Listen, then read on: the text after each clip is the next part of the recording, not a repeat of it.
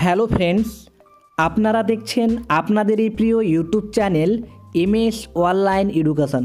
Friends, রোজকার মতো আমি আজকে একটা আপনাদের সামনে সরকারি চাকরি খবর নিয়ে হাজির হয়েছি। সেটা হচ্ছে লোকসভা ভোটের আগে আমাদের পশ্চিমবঙ্গের রাজ্যে প্রচুর সিভিক ভলেন্টিয়ার নিয়োগ করা হবে। তো বন্ধুরা, কত রয়েছে শূন্যপদ? তো বন্ধুরা, আমাদের মমতা বন্দ্যোপাধ্যায় আমাদের রাজ্যে কোন দুটি জেলার কথা ঘোষণা করেছেন সেটা আমি আপনাদেরকে দেখাবো।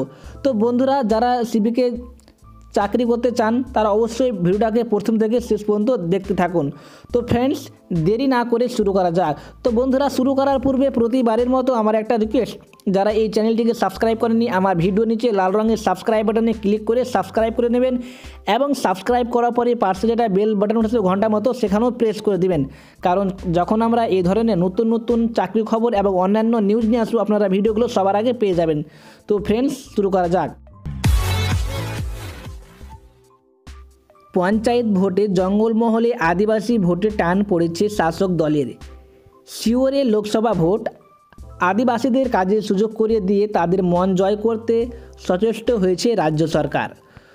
এবার শুধুমাত্র তাদের ছেলেমেয়েদের মধ্যে থেকে স্বেচ্ছাসেবক নিয়োগ করা হবে, যার নাম দেওয়া হয়েছে আদিবাসী সিভিক ভলেন্টিয়ার।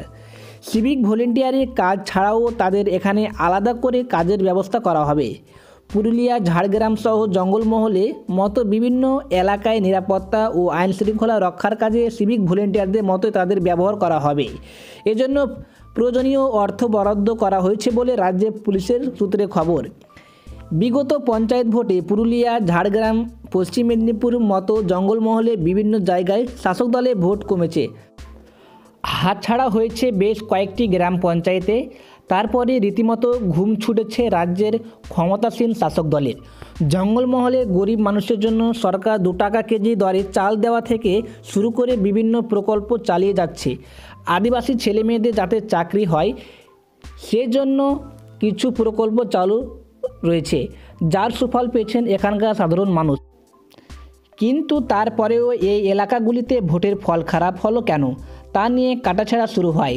তা বিশ্লেষণ করতে গিয়ে উঠে আসে আদিবাসীদের একটা অংশ শাসক দলের প্রতি কিছুটা হলেও বিভিন্ন কারণে বিরক্ত। শুধু তাই নয়, মুখ্যমন্ত্রীর উদ্যোগ ও বারবার নির্দেশ সত্ত্বেও বিভিন্ন প্রকল্পের সুবিধা সংশ্লিষ্ট জেলার দায়িত্বপ্রাপ্ত কর্তাদের ঢিলেমির কারণে তাদের অনেকেরই কাছে পৌঁছে দেওয়া যায়নি, যে কারণে আরও বেশি আদিবাসীকে চাকরির সুযোগ দেওয়া প্রয়োজন হয়ে পড়েছে। তাদের আরও বেশি করে সরকারি কাজে সামিল করাও হবে, যাতে আদিবাসী সমাজের কাছে বার্তা যায় সরকার কতটা তাদের প্রতি সহানুভূতিশীল ও মানবিক, সেই সঙ্গে আদিবাসীদের অভাব অভিযোগ মেটাতে সরকার কতটা তৎপর, সেই মতো দায়িত্ব দেওয়া হলো পুলিশকে। পুলিশ কর্তারা বিভিন্ন দিক থেকে খতিয়ে দেখে সিদ্ধান্ত নেন।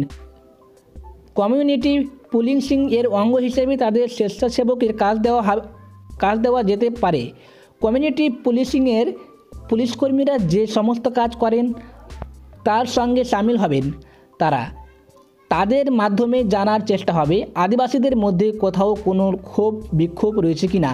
সেই সঙ্গে বিভিন্ন চাকরি পরিষেবা বিভিন্ন জায়গায় পৌঁছে দেওয়ার জন্য তাদের কাজে লাগানো হবে।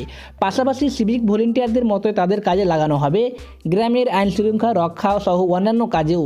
এই প্রস্তাবে সাই মেলায় পর তড়িঘড়ি তা চালু করা হলো এই উদ্যোগ। এজন্য খরচ হবে 35,70,000 টাকা, যাতে ইতিমধ্যে নবান্নের সবুজ সংকেত মিলেছে। কাজের সুবিধাও তাদের স্মার্টফোন থেকে শুরু করে অন্যান্য সামগ্রীও দেওয়া হবে, যাতে জেলার কোনো খবরাখবর তারা ছবি তুলে চটজলদি পাঠিয়ে দিতে পারেন। কর্তাদের আশায় এর ফলে এক ঢিলে 2 পাখি মারা যাবে, আদিবাসীদের মন জয়ের পাশাপাশি কাজে লাগানো সম্ভব। তো বন্ধুরা, আপনারা বুঝতে পারলেন, আশা করি ভিডিওটা বুঝতে পেরেছেন। যদি ভিডিওটা ভালো লাগে তো অবশ্যই একটা লাইক করবেন, আর ফ্রেন্ডস যারা এখনও চ্যানেলটিকে সাবস্ক্রাইব করেননি অবশ্যই সাবস্ক্রাইব করে নেবেন। Thank you for watching more video.